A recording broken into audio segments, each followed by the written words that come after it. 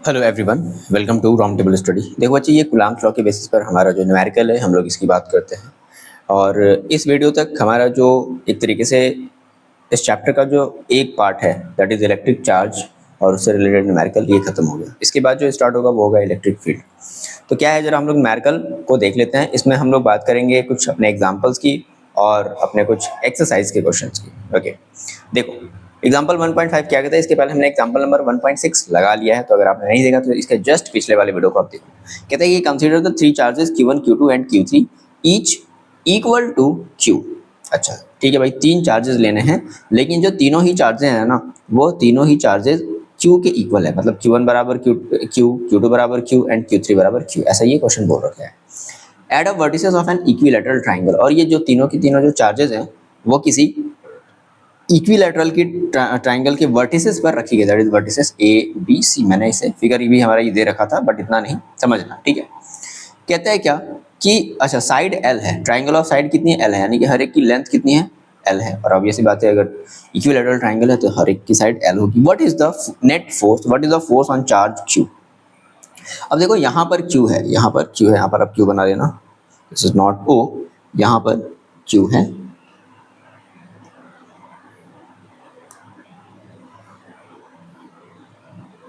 ये क्यू है। What is the force on charge Q with the same sign as Q, ठीक है, placed at the centroid of a triangle as shown in the figure 1.2। अब कह रहा है कि देखो अभी तक तो क्या था, आपको क्या पता चला इस क्वेश्चन से कि तीन वर्टिसेस हैं ए बी सी, तीनों के ऊपर हमने क्यू नाम का एक चार्ज रख दिया है। अब कह रहा है कि इन तीनों चार्जेस की वजह से इसके ट्राइंगल के सेंट्रॉयड पर भी हमने एक क्यू नाम का, मतलब स्मॉल क्यू नाम का एक चार्ज रख दिया, जिसको मैंने उस पोजीशन को मैंने क्यू से रिप्रेजेंट किया है। तो बताओ इस क्यू जगह पर, है ना, इस सेंट्रॉयड वाले जगह पर क्या होगा, कितना नेट फोर्स लगेगा इन तीनों चार्जेस के थ्रू। तो दैट मींस सुपरपोजिशन थ्योरम।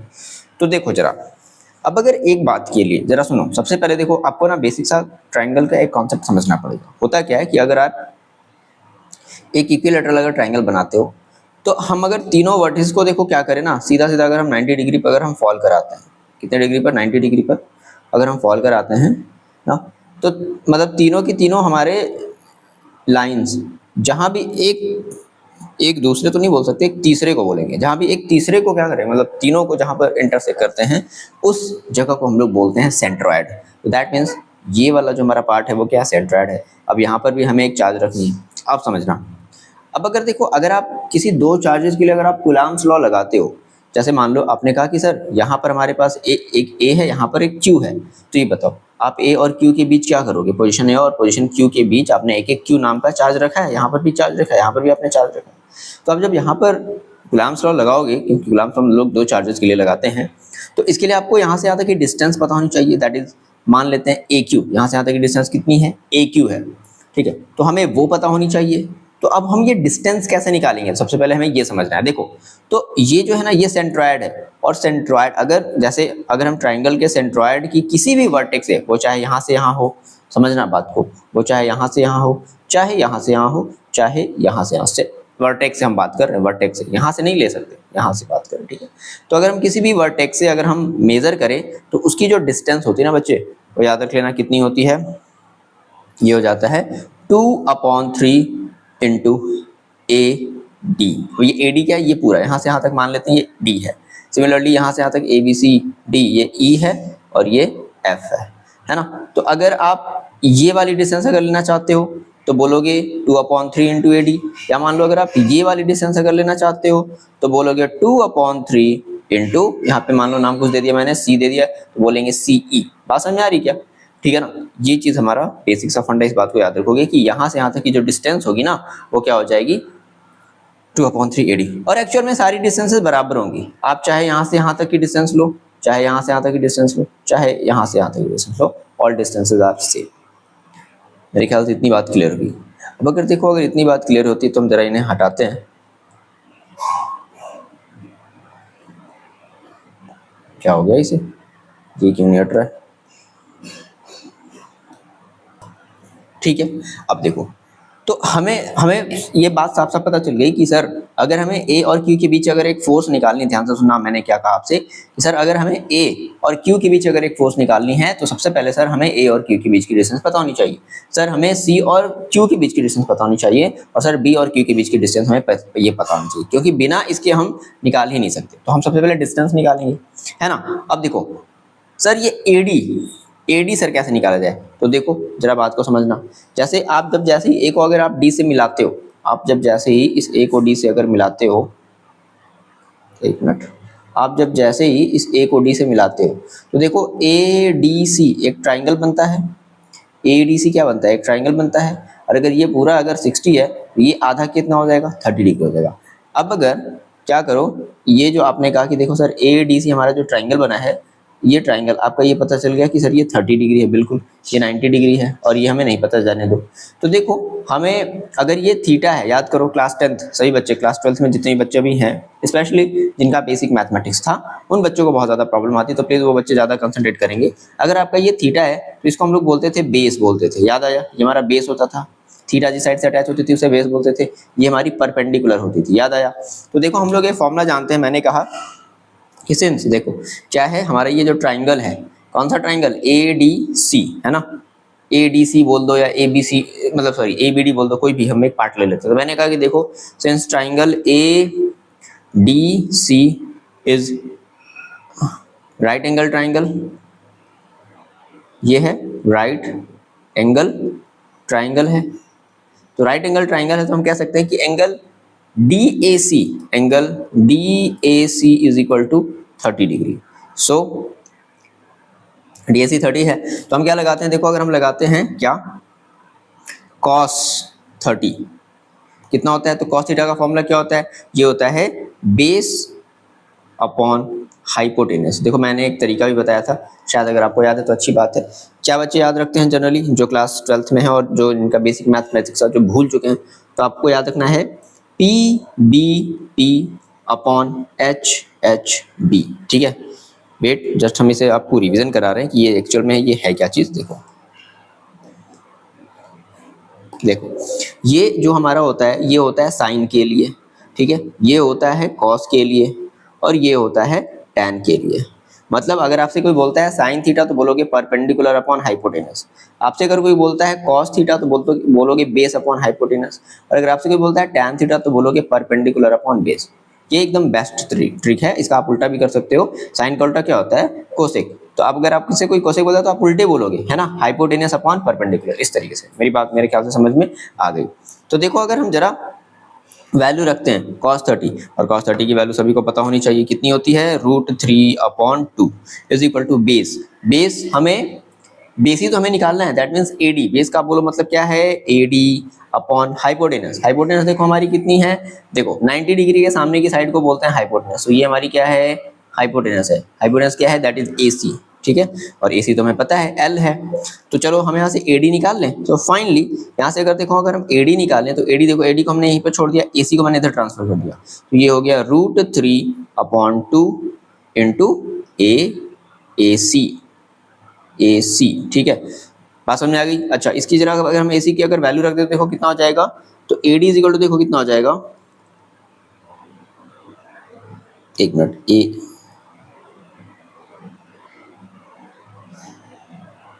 हाँ ठीक है, AD इज इक्वल टू देखो हमारे पास कितना आ जाएगा, तो √3/2 और AC की वैल्यू कितनी है, L, यानी कि √3L/2। ये फाइनल हमारा क्या मिला, AD मिला। अच्छा अगर जो AD है वही मान लो अगर हम यहाँ से C को अगर इससे मिला दें, मैंने क्या कहा, C को अगर हम इससे मिला दें तो ये सेम चीज़ होगी, ये सेम चीज़ होगी, यानी कि AD बोलो या ये बोलो या ये बोलो, सब बात बराबर है, ठीक है।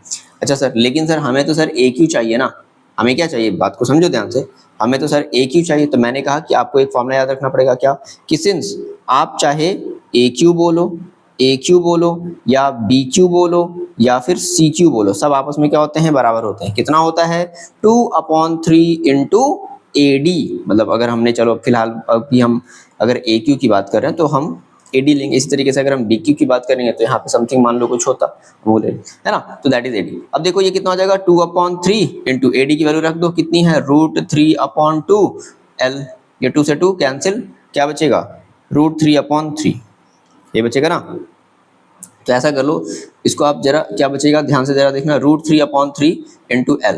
देखो नीचे वाला जो 3 है ना, इसको आप फिर से लिख सकते हो क्या, तो ये तो √3 हो गया, नीचे वाले √3 को आप लिख सकते हो √3 इंटू √3। बोलो दो बार लिख सकते हैं ना, क्योंकि √3 इंटू √3 का मतलब 3 होता है। ये √3 से √3 कैंसिल, क्या बचा फाइनली हमारे पास, कि हमारे पास जो ये जो बचा वो बचा 1/√3 एल, या L/√3, ये भी आप बोल सकते हो। चलो ये बात क्लियर हो गई। सो फाइनली अगर हम देखो आर स्क्वायर बोले, क्योंकि हमें केवल डिस्टेंस नहीं चाहिए होता है, हमें डिस्टेंस का स्क्वायर करना होता है। डिस्टेंस का क्या करना होता है भाई, स्क्वायर करना होता है। तो इसे हम लोग मान लेते हैं आर, मान लेते हैं, क्या मान लेते हैं इसे, R. So finally R square is equal to कितना हो जाएगा, 1/√3 एल का होल स्क्वायर। सो इसको हम फाइनली स्क्वायर कर देते, 1 का स्क्वायर तो 1 ही होगा, √3 का स्क्वायर 3 हो जाएगा, तो आ जाएगा एल स्क्वायर अपॉन 3। ये फाइनली हमारा r होगा। अच्छा ये r क्या चीज है सर, ये वही r है जो आप a से q के बीच की डिस्टेंस लोगे, ये वही r है जो b से q के बीच की डिस्टेंस लोगे, ये वही r है जो c से q के बीच की डिस्टेंस लोगे, दैट इज ये r है। अब हम निकालते हैं क्या, फोर्सेस, है ना, मतलब a की वजह से लगने वाला q के ऊपर फोर्स, b की वजह से लगने वाला q के ऊपर फोर्स, और c की वजह से लगने वाला q के ऊपर फोर्स। तो देखो हम क्या करते हैं, फोर्सेस निकालते हैं। तो लेट किया मैंने क्या कि F1 क्या है, F1 on Q due to charge A, ठीक है, चार्ज ऑन A की वजह से जो फोर्स लग रहा है Q पर वो कितना है, तो उसको हमने बोल दिया F1। तो क्या होता है बाई कूलम्ब्स लॉ, क्या होता है 1/4πε0। और देखो अच्छा यहाँ पर हमने जो चार्ज रखा है, व्हाट इज द चार्ज, यहाँ पर हमने याद रखना, हमने यहाँ पे कैपिटल चार्ज रखा है, ओके, यहाँ पर हमने कैपिटल चार्ज रखा है, ठीक है। तो Q, तो मैंने ले लिया क्या, Q into Q, small q into capital Q upon R square. R square का मतलब क्या रखेंगे, ध्यान से जरा देखना, आर स्क्वायर का मतलब क्या रखेंगे, ये पूरा L square upon 3, L square upon 3, ये 3 चला जाएगा सबसे टॉप पर, तो कितना हो जाएगा जरा देख लो, ये हो जाएगा 3/4πε0 और Q into Q upon L square, ठीक है। यहाँ पर मैंने पॉइंट भी Q मान लिया और यहाँ पे हमारा चार्ज भी क्या है, Q है, ओके।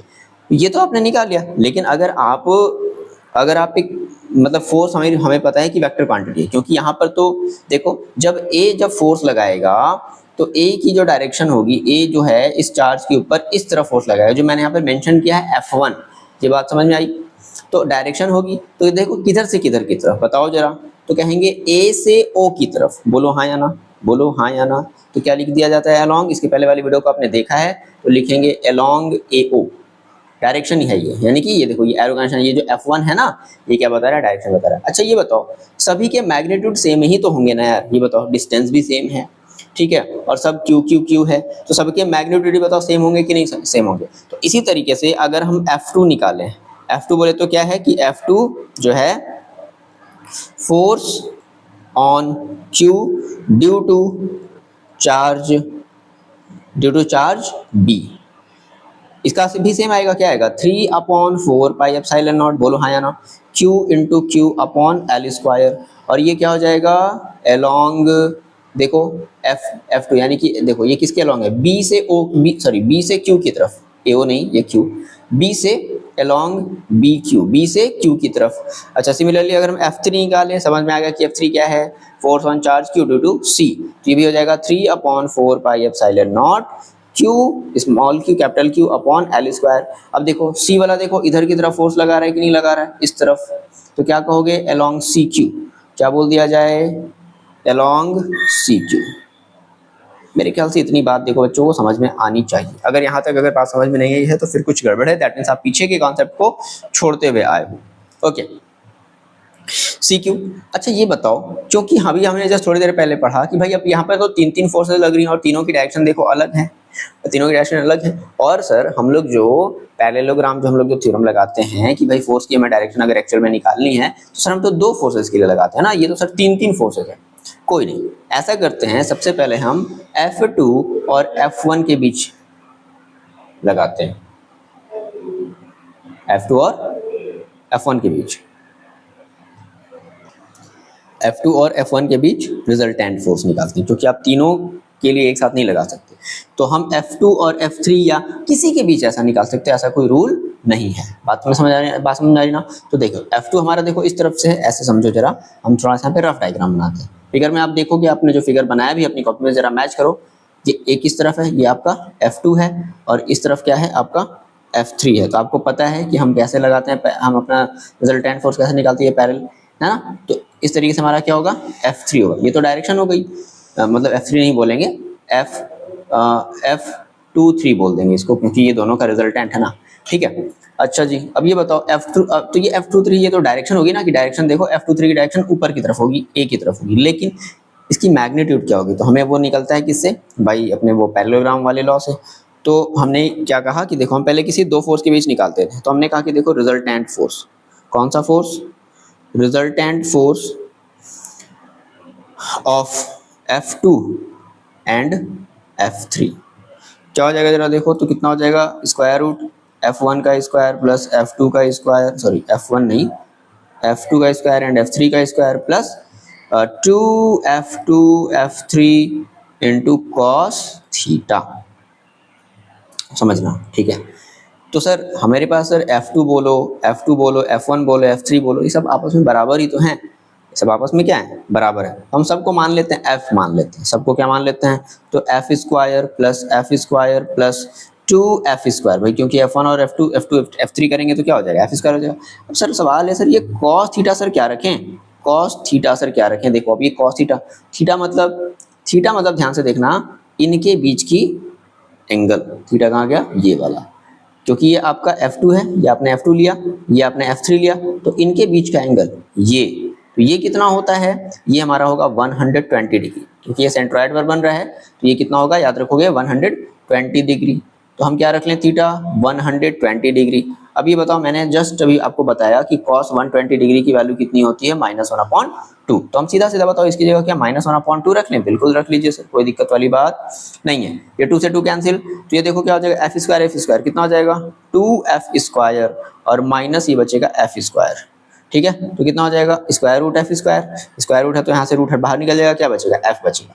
यानी कि जो F2 और F3 का जो रिजल्टेंट है वो भी F है, वाह, वो भी F है, और F1 भी क्या है, F1 भी तो F है, बात समझो ना, F1 भी तो F है। अब ये बताओ जरा मेरी बात समझना, यानी कि जो F आ रहा है वो आपका इधर की तरफ, ये देखो यहाँ पे देखो, ये F आपका ऊपर की तरफ है, और जो F1 है जिसको हम ऑलरेडी F बोल रहे हैं, ये नीचे की तरफ है। तो ये बताओ, जितना F ऊपर उतना ही F नीचे। अब ये एकदम लीनियर है, इनके बीच कोई एंगल तो है नहीं, या फिर कह सकते हो कि 180 का एंगल है, तो लीनियर है अगर ये, तो जितने फोर्स से ये खींच रहा है उतने ही फोर्स से, मतलब समझो जितने फोर्स से ये खींचने का मतलब है कि इन दोनों का जो रिजल्टेंट है ना बच्चे, इन दोनों का जो रिजल्टेंट है वो ये है, तो इन दोनों का रिजल्टेंट F4 से ऊपर की तरफ खींच रहा है, और उतना ही फोर्स हमारा F1 नीचे की भी तरफ है, और दोनों आपस में इक्वल हैं एंड जस्ट अपोजिट हैं, दैट इज दोनों एक दूसरे को कैंसिल आउट कर देंगे।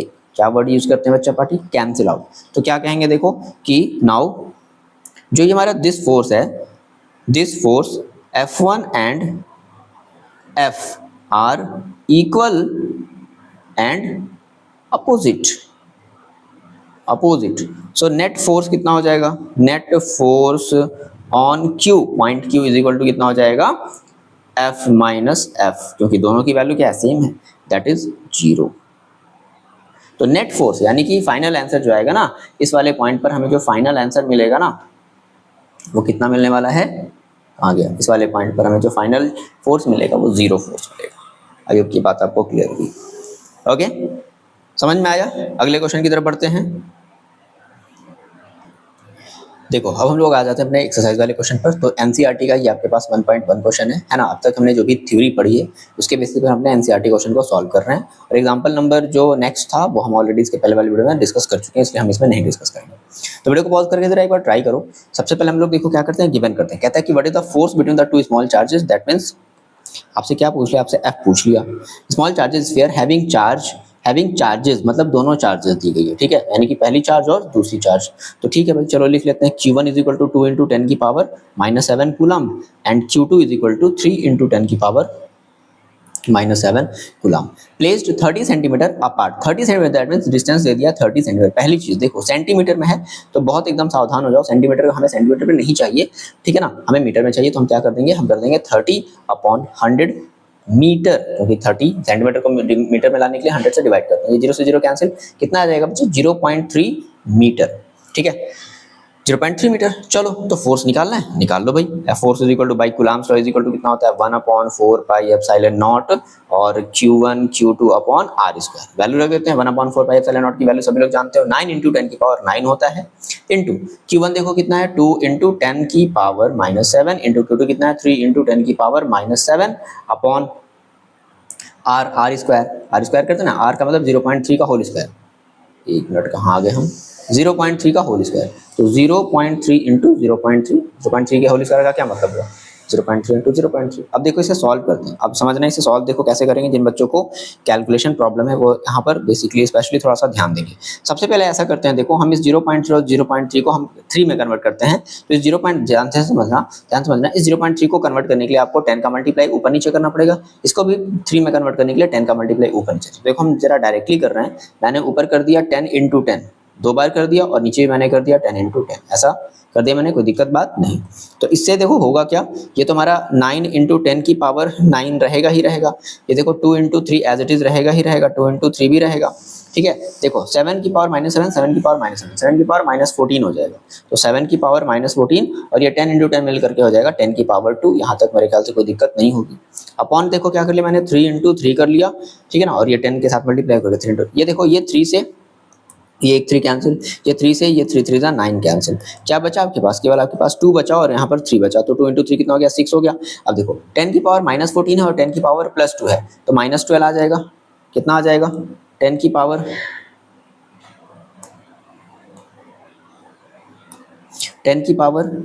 -12, इन दोनों को लेकर के 10 की पावर -12 बना दिया। अब देखो 10 की पावर 9 पहले से है, तो इंटू 10 की पावर 9 सब्ट्रैक्ट कर दें, कितना हो जाएगा 3, यानी कि 10 की पावर -3, तो 6 × 10 की पावर -3 क्या न्यूटन। बात समझ आ रही है, ठीक है। और अगर आप चाहो तो यहाँ पे नेचर बता सकते हैं कि जो नेचर ऑफ फोर्स होगा, क्योंकि दोनों ही देखो पॉजिटिव चार्जेस हैं, तो जो नेचर ऑफ फोर्स होगा वो रिपल्सिव होगा, है ना, रिपल्सिव इन नेचर। दोनों एक दूसरे को क्या करेंगे, रिपल करेंगे, एक दूसरे को दूर भगाएंगे, that is called repulsive in nature. I hope की बात क्लियर हुई। मूविंग ऑन नेक्स्ट क्वेश्चन, देखो ये आपके एनसीईआरटी का क्वेश्चन नंबर 2 है। आप अपने एक्सरसाइज में जाओगे तो आपको ये क्वेश्चन नंबर 2, ये न्यू बुक के अकॉर्डिंग है, ध्यान रखना सभी बच्चे। 1.2 है, तो 1/2 का मतलब क्वेश्चन नंबर 2 है। क्या कहता है कि the electrostatic force on A small sphere of charge 0.4 micro coulomb.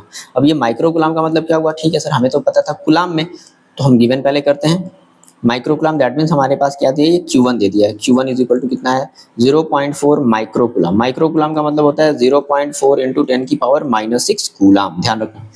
Due to another small sphere of charge, फिर दूसरा चार्ज भी दे रखा है, दैट इज Q2 हमारा दे रखा है 0 माइनस का 0.8 माइक्रो कूलम है। माइक्रो कूलम को फिर से हम कूलम में चेंज करेंगे तो ये आ जाएगा 0.8 × 10 की power -6 coulomb. Okay, in air 0.2 Newton, देखो न्यूटन क्या रिप्रेजेंट करता है फोर्स को, तो फोर्स भी आपको मिल गया, फोर्स इज इक्वल टू कितना मिला 0.2 न्यूटन। ये न्यूटन ठीक है, तो हम इसको चेंज करने की जरूरत नहीं है। क्या पूछ रहा है, what is the distance between the two sphere. चलो निकाल लो पहला पार्ट, डिस्टेंस निकालना है, तो सिंस हम जानते हैं F इज इक्वल टू कितना होता है 1/4 पाई epsilon not Q1 Q2 upon R square होता है ना। हमें यहाँ से देखो R स्क्वायर चाहिए, तो ऐसा करो ना, इस R को आप सीधा इधर ट्रांसफर कर दो, बात समझ में आई क्या, और F को सीधा इधर ट्रांसफर कर दो, क्लियर है बात। तो देखो हमने क्या कर दिया, हमने कर दिया R इज इक्वल टू, ये हो गया 1/4 पाई, तो एज इट इज रहेगा क्योंकि 1/4 पाई कोई चेंजेस आया नहीं, ये हो जाएगा Q1 Q2 अपॉन F, बस वैल्यू रख दो, बात समझ आ गई।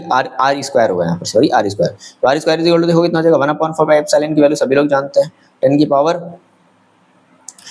कितना हो जाएगा 9 × 10 की पावर 9 इंटू Q1 देखो हमारा कितना है, तो 0.4 है इंटू 10 की पावर -6 है। Q2 कितना है 0.8 है इंटू 10 की पावर -6 है, अपॉन F देखो हमारे पास कितना है, F है हमारे पास कितना गया 0.2, ठीक है। अब देखो ये 0.2 को हम पहले क्या करना भाई, ठिकाने लगाना है, क्योंकि हम सबसे पहले डिवाइड को क्या करते हैं, हटाते हैं। ध्यान से देखना कैसे, देखो अब अगर हम चाहें तो इस 2 को ध्यान से देखना, इस 2 को और इस 0.4 को हम सॉल्व कर सकते हैं कैसे? तो हमने 10 का नीचे मल्टीप्लाई और 10 का इसमें मल्टीप्लाई किया तो कितना हो जाएगा? कितना हो जाएगा? 2 अपॉन मतलब 4 अपॉन 2 हो जाएगा। जब ये कटेगा तो कितना हो जाएगा? 2 आ जाएगा। तो देखना डायरेक्टली हम देखो क्या कर रहे हैं, ठीक है? क्या करें देखो ध्यान से सुनो, R square is equal to कितना हो जाएगा? देखो 9 इंटू 0.8 रहने दो, ठीक है? और इसको जरा कट कर लो इससे, तो ये कितनी बार में? 2 बार में कट जाएगा। ध्यान रखना मेरी बात, 0.2 बार में नहीं कटेगा। देखो भाई जरा सुन लो मेरी बात बच्चे, 10 अपॉन 10 कर दिया, 4 अपॉन 2 आएगा, तो काटोगे तो कितनी बार में कटेगा बताओ तो सही? 2 बार में कटेगा ना, इसलिए ध्यान रखना, ठीक है? इंटू 2 कर दिया और पहले से कितना है हमारे पास? हाँ पावर वाला देख लो, 10 की पावर -6, 10 की पावर -6, ठीक है? और ये 10 की पावर 9 है और ये 10 की पावर -12 है। नीचे वाले से कोई मतलब है नहीं। R square is equal to देखो फाइनली कितना हो गया? तो ऐसा करते हैं ना, हम इसका जरा मल्टीप्लाई कर लेते हैं। कितना हो जाएगा जरा देख लो, तो 9 इंटू 2 कितना हो जाएगा? 18, और 18 इंटू 8, तो अच्छा ये, लेकिन ये तो डेसिमल में है, ठीक है ना? तो ये हो जाएगा, इन तीनों का जरा मल्टीप्लाई करो तो ये आपका आएगा तुम्हारा, ये आपका आएगा कितना? 14.4 आ जाएगा, ठीक है? तो कितना आ गया? 14.4 इंटू, इसको जरा सॉल्व कर लो, 10 की पावर -3। बोलो हाँ या ना? यहाँ तक कोई दिक्कत? देखो प्रॉब्लम क्या है ना बच्चों, हम यहाँ पे ऐसा इसलिए कर रहे हैं ना, थोड़ा सा हम ध्यान इसलिए रख रहे हैं क्योंकि यहाँ पर स्क्वायर है, बट हमें स्क्वायर में आंसर नहीं चाहिए ना, हमें तो केवल आर चाहिए ना। तो क्या करेंगे हम आर लाने के लिए हम स्क्वायर रूट करते हैं, ठीक है? अच्छा देखो ये 1.4 है, तो ऐसा करते हैं, ध्यान से मेरी बात सुनना, अगर आप देख रहे होगे तो ये 144 आ सकता है, और आपको पता होना चाहिए कि 144 12 का स्क्वायर होता है, यानी कि इसका स्क्वायर रूट पॉसिबल है। लेकिन उसके लिए हमें इसे पहले 144 बनाना पड़ेगा, तो उसके लिए हमें क्या करना पड़ेगा? हमें ऊपर नीचे इसमें 10 से मल्टीप्लाई करना पड़ेगा। बोलो हाँ या ना? सर ऐसा करने से सर देखो क्या फायदा होगा, मेरी बात समझना। तो नीचे तो ऊपर तो हो गया 144, नीचे देखो 10 बचा। अब ये बताओ जब 10 ऊपर जाएगा तो क्या इंटू 10 की पावर -1 नहीं हो जाएगा? और 10 की पावर -1 10 की पावर 3, 10 की पावर -4 नहीं हो जाएंगे? बिल्कुल हो जाएंगे सर, 10 की पावर -4। तो r इज इक्वल टू कितना हो जाएगा? स्क्वायर रूट 144 इंटू 10 की पावर -4। और पता है, मान लो किसी बच्चे को नहीं पता कि सर 144 का कैसे निकालते हैं, तो ये वाला तरीका, 2 7 जा 2 2 जा 2 3 जा 2 6 जा 2 18 जा 36, फिर 2 9 जा, फिर 3 3 जा, फिर 3 1 जा, इस तरीके से। तो देखो पेयर बनता है तो बाहर लिखते हैं, यानी कि 2 का पेयर बना तो एक बार लिखेंगे, ठीक है ना? इस 2 का पेयर बना तो एक बार लिखेंगे, इस 3 का पेयर बना तो एक बार लिखेंगे, जिससे कि ये रूट हट जाएगा। तो 2 इंटू 2 कितना? 4, 4 इंटू 3 कितना? 12, यानी कि 144 को हम फाइनली जब रूट से बाहर निकालेंगे तो क्या लिखेंगे? 12 इंटू, और ऐसे ही ये 10 की पावर जो -4 है, क्योंकि -4 का भी पेयर बनाओगे ना, तो 10 की पावर -2 क्या हो जाएगा? 10 की पावर -2, और यहाँ पर लगाएंगे मीटर, हमारा आंसर मीटर में आएगा। ओके क्लियर है बात? देखो इसका जो दूसरा वाला पार्ट हमसे पूछा है कि what is the force on the second sphere due to the first one. ये बताओ, हम कह रहे हैं कि मेरे पास अगर 2 चार्जेस हैं Q1 और Q2, अगर दोनों जो है ना एक दूसरे के ऊपर फोर्स लगा रहे हैं, तो ये बताओ जो दोनों की जो फोर्स की वैल्यू होगी सेम ही तो होगी। ये इसके ऊपर लगाएगा, ये इसके ऊपर लगाएगा, तो दोनों की वैल्यू आपस में क्या होगी? इक्वल ही तो होगी। बात समझ में आ गई? तो यानी कि इसका जो बी वाला पार्ट है, कह रहा है कि what is the force on the second sphere due to the first, तो कहेंगे सेम, है ना? सेम फोर्स, दैट इज कितना? That is 0.2 newton. बात समझ में आ गई? क्लियर है? और नेचर कैसा होगा? अट्रैक्टिव होगा। होगा कि नहीं होगा बताओ? क्योंकि एक प्लस में है और एक माइनस में है। ये फाइनल आंसर हो जाएगा। आई होप की बात आपको समझ में आई। देखो जी, ये जरा आपकी एनसीईआरटी का एक्सरसाइज, एनसीईआरटी एक्सरसाइज 1.3 है, यानी कि एक्सरसाइज का क्वेश्चन नंबर 3 है। क्या कह रहा है कि चेक द रेशियो दैट के square GME MP is dimensionless. कह रहा है कि चेक करो भाई, बताओ कि ये डायमेंशनलेस है। एक्चुअल में इसका कोई डायमेंशन नहीं है, तो इसको आपको चेक करके बताना है। उसके बाद फिर क्या कह रहा है कि लुक अप द टेबल, मतलब ठीक है आपको टेबल दिया जाएगा, आपको वैल्यू याद रखने की जरूरत नहीं है। Look up the table of the physics constant and determine the value of this ratio. और ये जो वैल्यू आई है ना, ये इसका आपको जो है इसकी इस रेशियो की सॉरी वैल्यू बतानी है। What does this ratio signify, और आखिर ये रेशियो बताता क्या है। ठीक है, तो चलो देखो, अगर हम ध्यान से देखें, अगर हम अपने इस रेशियो को अगर ध्यान से देखें, हमारा ये जो रेशियो है देखो क्या है, K E square upon G M E M P, अगर आप ध्यान से देखो तो जी आपका क्या है, ये आपका ग्रेविटेशनल कांस्टेंट है, एम क्या है, मास ऑफ इलेक्ट्रॉन है, एम पी क्या है, मास ऑफ प्रोटॉन है, और ई क्या है, इलेक्ट्रॉन का चार्ज है, और के हमारा आपको पता है, ठीक है, इलेक्ट्रिक कांस्टेंट जिसको भी हमने कहा। अच्छा, तो क्या लग रहा है, यानी कि एक तरीके से ये दो फोर्सेस के बीच का रेशियो है। वो दो फोर्सेस कौन होगी, कहने का मतलब है कि एक हमारे पास इलेक्ट्रॉन होगा, एक हमारे पास प्रोटॉन होगा, ठीक है। तो हमने इलेक्ट्रॉन और प्रोटॉन के बीच हमने इलेक्ट्रोस्टैटिक फोर्स लगाया होगा, इलेक्ट्रोस्टैटिक फोर्स, और एक बार फिर हमने इलेक्ट्रॉन और प्रोटॉन के बीच ग्रेविटेशनल फोर्स लगाया होगा, ठीक है ना, बात समझ आ रही है। तो ये उन्हीं दोनों का क्या है, रेशियो है। क्लियर, बात समझ आ गई। तो देखो अगर हम कहें कि पहले मान लो अगर हम Fg निकालें, मेरे पास दो चीजें हैं याद रखना, एक है इलेक्ट्रॉन और एक है प्रोटॉन, ठीक है। तो अगर हम पहले Fg निकालते हैं, ग्रेविटेशनल फोर्स अगर निकालते हैं, तो क्या कहते हैं, ग्रेविटेशनल फोर्स का मेरे ख्याल से सभी को फॉर्मूला पता है, क्या होता है, G इंटू m1 m2, ध्यान से मेरी बात पहले सुनो, m1 m2 upon r square, ठीक है।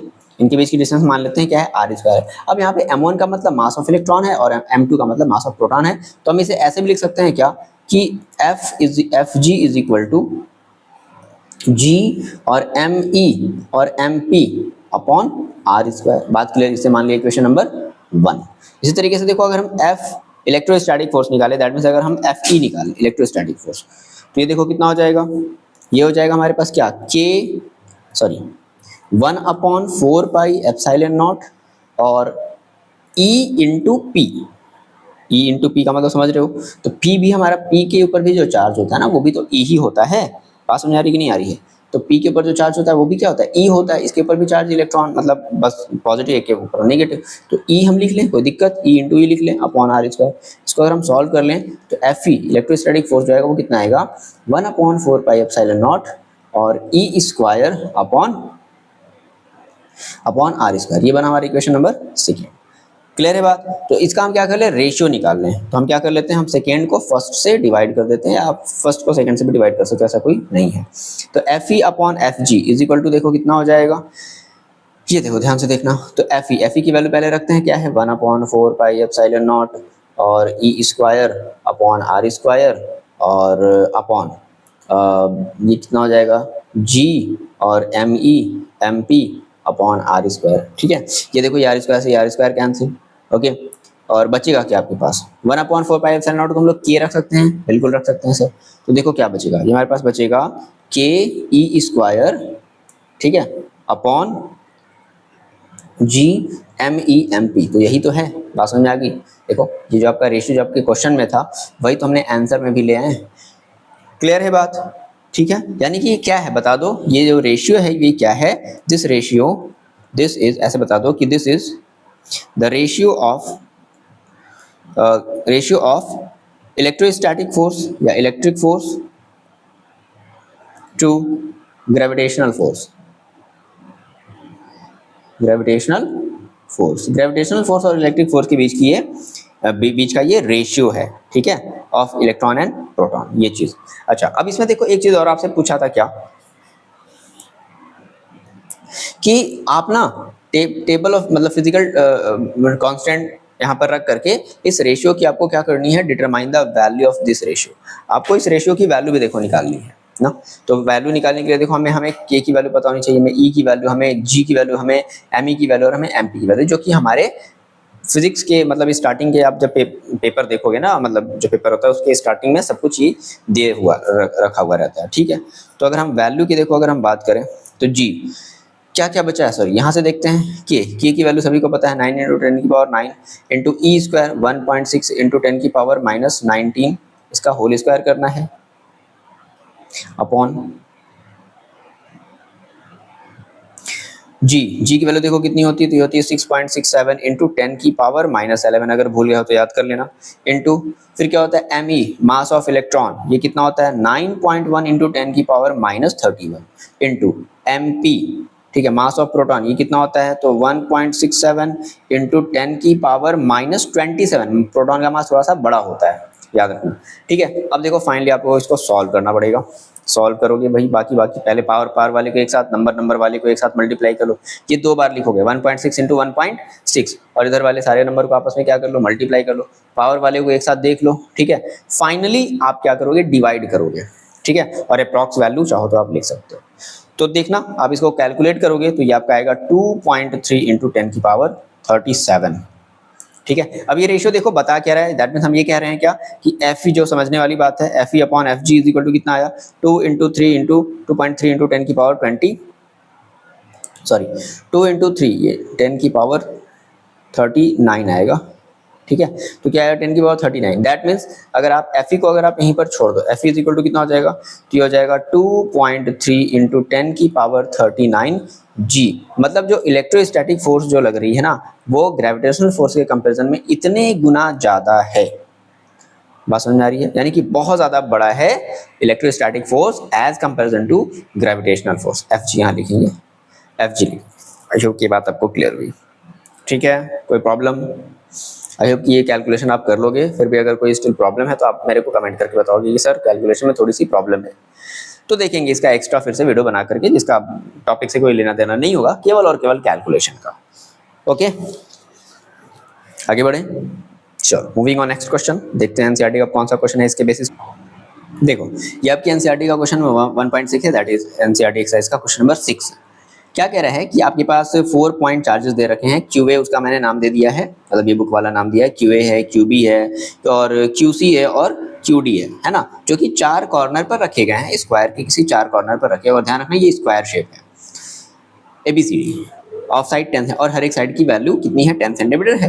तो what is the force on a charge of 1 microcoulomb, और ये सर 1 माइक्रोकूलम क्या है, placed at the centre of the square, और देखो सेंटर पर, स्क्वायर के सेंटर पर एक 1 माइक्रोकूलम का चार्ज रखा है। तो इस 1 माइक्रोकूलम के चार्ज की वजह से इस सेंटर पर कितना फोर्स लगेगा, देखो इसको हम उसी नियम से करेंगे, that is principal of superposition वाले थ्योरम से ही करेंगे, लेकिन ये कुछ ऐसा कॉम्बिनेशन है जिससे कि सारी की सारी वैल्यू कट जाएंगी। अब कैसे कटेंगे जरा समझना। देखो अगर हम आपसे ये कहें बच्चे कि भाई देखो जितनी डिस्टेंस यहाँ से यहाँ तक है उतनी डिस्टेंस यहाँ से यहाँ तक होगी, सेम डिस्टेंस होगी, सेम मतलब कि डिस्टेंस सेम है सर। अगर डिस्टेंस सेम है तो सर काफ़ी हद तक चांसेस हैं कि आंसर भी सेम है, बस उसके लिए चार्ज हमारी सेम होनी चाहिए। ठीक है, अब ये बताओ अगर आप इस ए की वजह से इस 1 माइक्रोकूलम पर अगर आप फोर्स लगाओगे तो इसकी वजह से जो फोर्स लगेगा, देखो एरो का जरा डायरेक्शन देखो, वो क्या है, वो इसको रिपेल करेगी इस तरफ, एफ ए, ध्यान देना ये नहीं है, ये एफ ए नहीं है, ये नीचे वाला एफ ए है। ठीक है, तो क्या होगा, ए जब जो ए चार्ज है जो 2 माइक्रोकूलम का है, जब इसके ऊपर फोर्स लगाएगी तो ये नीचे की तरफ इसको क्या करेगी, पुश करेगी। ठीक है, अच्छा सिमिलरली ये भी 2 माइक्रोकूलम का है और ये भी जब इस 1 माइक्रोकूलम के ऊपर फोर्स लगाएगा तो ये एफ सी ऊपर की तरफ होगा। सिंस वैल्यू सेम है, डिस्टेंस सेम है, तो फोर्स की यूनिट भी, जो फोर्स की जो वैल्यू आएगी वो भी क्या होगी, सेम होगी। अगर फोर्स की वैल्यू सेम है, मान लो मैंने कहा कि चलो ये 5 न्यूटन है और ये भी 5 न्यूटन है, जस्ट अपोजिट एक्स में, तो दोनों फोर्सेज एक दूसरे को क्या कर देंगी, कैंसिल आउट कर देंगी। क्या, बिल्कुल सर कैंसिल आउट कर देंगे, यानी कि इन दोनों की वजह से इसके ऊपर जो चार्ज लग रहा है सर वो 0 हो गया, सीधी सी बात। इसी तरीके से देखो 5 माइक्रोकूलम है और ये भी -5 माइक्रोकूलम है और यहाँ पर 1 माइक्रोकूलम है, तो ये जो जितना -5 माइक्रोकूलम का जो फोर्स लगेगा 1 माइक्रोकूलम की, देखो किस तरफ ये अट्रैक्टिव होगा, एफ बी इधर की तरफ, और सेम उतना ही फोर्स एफ डी इधर की तरफ इस डी वाले की वजह से, और दोनों की वैल्यू स्टिल क्या होगी, बराबर होगी। सर बराबर क्यों होगी सर, क्योंकि दोनों की वैल्यू सेम है, दोनों के डिस्टेंसेस सेम है, इस वजह से बराबर हो जाएंगे। तो ओवरऑल जो फोर्स हमें मिलेगा वो क्या मिलेगा, इस पॉइंट पर 0 मिलेगा। बात समझ में आ गई ना। तो आप इसको बताओगे कैसे, आप ये कहोगे कि सिंस देखो हमारा जो एफ ए है ना वो इज इक्वल टू है -FC के, मतलब माइनस क्यों हम शो करते हैं, अपोजिट डायरेक्शन को शो करने के लिए, एंड इसी तरीके से हमारा जो एफ बी है ना वो इक्वल है -FD के।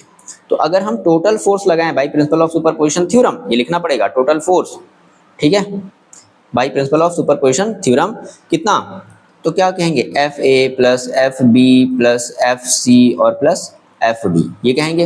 एफ ए की जगह एफ ए रख दो, ठीक है, प्लस एफ बी की जगह एफ बी रख दो, ठीक है ना। अच्छा एफ सी की जगह हम -FA रख सकते हैं, बिल्कुल रख सकते हैं सर, माइनस इधर ट्रांसफर हो जाएगा, -FA और एफ बी, एफ डी की जगह -FB रख सकते हैं। ये सब सारे आपस में देखो क्या होता है, कैंसिल हो गया, क्या बचेगा 0। तो ये हमारा फाइनल आंसर होगा। आई होप की बात आपको क्लियर है, ठीक है, कोई प्रॉब्लम, आगे बढ़ते हैं। मूविंग ऑन नेक्स्ट क्वेश्चन, देखते हैं एनसीईआरटी का कौन सा क्वेश्चन इसके बेसिस पर है। देखो ये एनसीईआरटी का एक्सरसाइज 1.12 है, दैट मींस ये एनसीईआरटी का 12th क्वेश्चन है ना। 12th क्वेश्चन की देखो हम लोग बात कर रहे हैं, क्या कह रहा है कि 2 इंसुलेटेड चार्ज्ड कॉपर स्फीयर, ध्यान से सुना, बहुत अच्छा क्वेश्चन है ये। 2 इंसुलेटेड चार्ज कॉपर है sphere A and B have their centres, separated by a distance of 50 centimetre, मतलब कि दो स्फीयर रखे हुए हैं, ध्यान से सुनो, दो स्फीयर रखे हुए हैं और दोनों स्फीयर के बीच की जो डिस्टेंस है वो 50 सेंटीमीटर है, और हमें पता है कि 50 सेंटीमीटर सेंटीमीटर में नहीं होना चाहिए, हम इसे मीटर में कन्वर्ट कर लेंगे। यानी कि हमें जो बात पता चली वो क्या पता चली कि आर गिवन है 50 सेंटीमीटर, हम इसे कन्वर्ट कर लेते हैं 0.5 मीटर। फिर आगे कहता है क्या कि what is the what is the mutual force. Mutual force का मतलब ये इसके ऊपर फोर्स लगाएगा, ये इसके ऊपर, that is the called mutual. Electrostatic repulsion, repulsion ही होगा। If charges on each is 6.5, मतलब कि हर एक चार्ज के ऊपर 6.5 इंटू 10 की पावर -7 कूलम का चार्ज रखा हुआ है। दैट मीन्स हम ये कह सकते हैं सर कि Q1 और जो Q2 होगी वो आपस में बराबर होगी, और ये होगी 6.5 इंटू 10 की पावर -7। ठीक है। The radii of A and B are negligible. जो रेडियाई है, मतलब ये समझ लो कि ये जो हमारा है ना, ये रेडियस, ये वाला रेडियस नहीं, ये वाला, इनके बीच की रेडियस क्या है, नेग्लिजिबल है compare to the distance of the separation. Okay ठीक है। क्या पूछा है, क्वेश्चन पढ़ते हैं। What is the mutual force, यहाँ से देखो म्यूचुअल फोर्स पूछा है, दैट मीन्स चलो हम एफ निकाल लेते हैं। तो फर्स्ट वाले पार्ट में हमसे क्या पूछ लिया, एफ पूछ लिया, ए पार्ट। सिंस हम जानते हैं एफ इज इक्वल टू कितना होता है, एफ हमारे पास होता है क्या, 1/4 पाई एप्सिलॉन नॉट, और ये होता है Q1 Q2 upon R square. Value रखते हैं 1/4 पाई एप्सिलॉन नॉट, मतलब 9 इंटू 10 की पावर 9 इंटू Q1 देखो कितना है 6.5 इंटू 10 की पावर -7 इंटू 6.5 इंटू 10 की पावर -7, ऐसा रख दिया। ठीक है। अपॉन रेडियस कितना देखो 0.5 है, तो 0.5 इंटू 0.5। ठीक। ऊपर नीचे क्या करते हैं 10 इंटू 10, नीचे भी क्या करते हैं 10 इंटू 10, सिंपल सा मेथड 10 इंटू 10। ऐसा करने से देखो क्या हो जाएगा, हमारे पास हो जाएगा 9 इंटू 10 की पावर 9 इंटू, ये देखो ये 6.5 एक साथ रख लो, 6.5 एक साथ रख लो, इंटू ये 10 की पावर -7 हो जाएगा 10 की पावर -14 अपॉन, अच्छा ऊपर 10 दो एक्स्ट्रा आ गए, आ गए कि नहीं, ये दोनों, ठीक है ना, इसको मिस मत कर देना, अपॉन 5 इंटू 5। ठीक है। अच्छा एक मिनट, फिर एक्स्ट्रा नहीं आया ना, ये भी तो हमारा हो गया ना, क्योंकि ऊपर भी 6.5 है नीचे भी 6.5 है, तो 65 और 65, और ये फिर 10 एक्स्ट्रा रखने की जरूरत नहीं है। ये देखो ये टेबल से कट जाएगा, है ना, 5 13 जा हो जाता है 13, और 5 13 जा कितना 65। ठीक है। तो 30 इंटू 13 इंटू 9, बस मल्टीप्लाई कर लो, बात समझ में आ गई, क्लियर है बात। तो कितना हो जाएगा 152 इंटू 10 की पावर, आप इसको मल्टीप्लाई करोगे इस पूरे को, और ये 10 की पावर 9 और ये 10 की पावर -14, तो ये हो जाएगा आपका 10, एक मिनट, यहाँ पे 1 भी आएगा सॉरी, ठीक है, इंटू 10 की पावर कितना हो जाएगा 14 और 9, तो -5। ठीक है। अब देखो हम चाहें तो ऐसे भी छोड़ सकते हैं, लेकिन हमें पता है स्टैंडर्ड फॉर्म में लिखना होता है, दैट मीन्स अभी डेसिमल अभी यहाँ पर है, तो डेसिमल हमें उठा करके यहाँ पर लाना पड़ता है, बात समझ आ रही ना। तो 1 2 3 यानी कि 1.521, तो 3 आपने डिजिट किसका है, तो आपको एक्स्ट्रा 3 की 10 की पावर 3 लगाना पड़ेगा इंटू 10 की पावर -5 पहले से, तो फाइनल आंसर आ जाएगा 1.52। 1 को छोड़ देंगे क्योंकि हम रख भी सकते हो, ऐसा कुछ नहीं है, 1.52 दो डेसिमल तक रखेंगे, इंटू 10 की पावर कितना हो जाएगा -2 न्यूटन। बात समझ आई, ये हमारा फाइनल आंसर होगा पहले वाले पार्ट का। ओके क्लियर है बात। अब जरा समझना, अब देखो दूसरे वाले क्वेश्चन में क्या कह रहा है कि what is the force of repulsion. अब बताओ अब फोर्स ऑफ रिपल्सन क्या होगा, फिर से पूछ लिया, फिर से दूसरे वाले पार्ट में ही फोर्स ही पूछा है, लेकिन ध्यान से सुनो, कब, if each sphere is charged double, कह रहा है कि हर एक स्फीयर जो है ना अब वो डबल चार्ज हो जा रहा है द एबव अमाउंट, यानी कि मान लो अगर पहले Q1 और Q2 था तो अब 2Q1 और 2Q2 हो गया, एंड और उसके साथ एक और चीज बोल दिया कि the distance between them is half,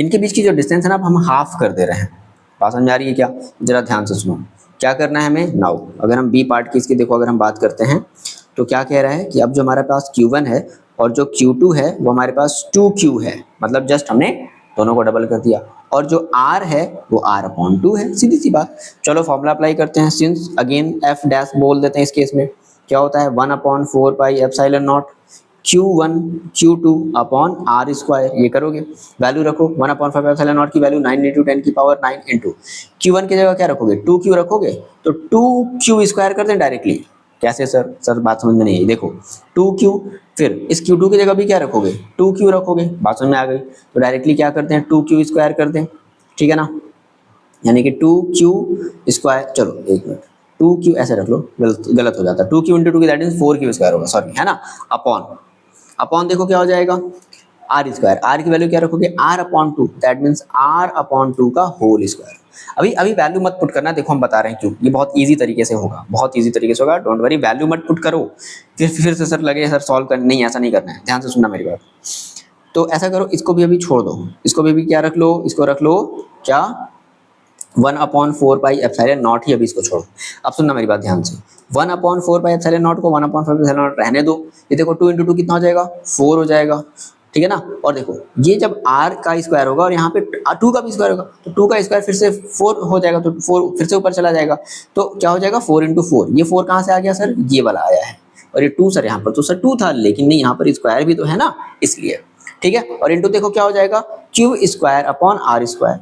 अब ये बताओ 4 इंटू 4 कितना हो जाएगा बच्चे 16, तो हम इस 16 को पहले रख दें, क्या कर लें 1/4 पाई एप्सिलॉन नॉट, और देखो Q square upon R square. और ये बता दो जरा, इसकी जो वैल्यू है जो कि आपने ऑलरेडी सॉल्व करी है, ये जो वैल्यू, तो Q1 Q2 दोनों सेम है ना, तो इसकी वैल्यू कितनी आई है, ये जो वैल्यू यहाँ पर है, जो मैं रेड पेन से मैं जो इसको बॉक्स में कर रहा हूँ, और ये जो वैल्यू ये सेम ही तो है, बोलो, और इसकी वैल्यू आई क्या है, इसकी वैल्यू आई है 1.52 इंटू 10 की पावर -2। तो इसकी जगह हम देखो क्या रख दें, हम रख देते हैं 16 इंटू 1.521 इंटू 10 की पावर कितना था -2। बात समझ में आ गई, आप इसको मल्टीप्लाई करो, क्लियर है बात, ध्यान रखना, ठीक है। आप इसको सॉल्व कर लोगे तो कितना आ जाएगा 0.243 न्यूटन।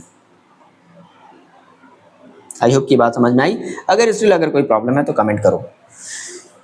ओके कि सर ये बात मेरे को समझ में नहीं आ रही है, ये कैसे हो गया, बट कोशिश करो मल्टीप्लाई आपका स्ट्रांग हो, है ना, डेसिमल वाले मल्टीप्लिकेशन में आपको कोई प्रॉब्लम ना हो। आई होप की बात क्लियर है, ठीक है। तो देखो हमने इतने सारे क्वेश्चन जो हैं अपनी फर्स्ट टॉपिक यानी कि हमारा जो चार्ज वाला जो टॉपिक था उसके बेसिस पर हमने लगा लिया। नाउ इसके बाद जो स्टार्ट होगा वो होगा इलेक्ट्रिक फील्ड की बात करेंगे, क्लियर है। तो आई होप कि क्लियर है, इतनी बात आपको क्लियर है, कोई भी कन्फ्यूजन हो आप कमेंट करके पूछ सकते हो, ठीक है, डिस्कस कर सकते हैं हम लोग। मिलते हैं नेक्स्ट वीडियो में, पढ़ाई करो, तब तक के लिए अपना ध्यान रखो।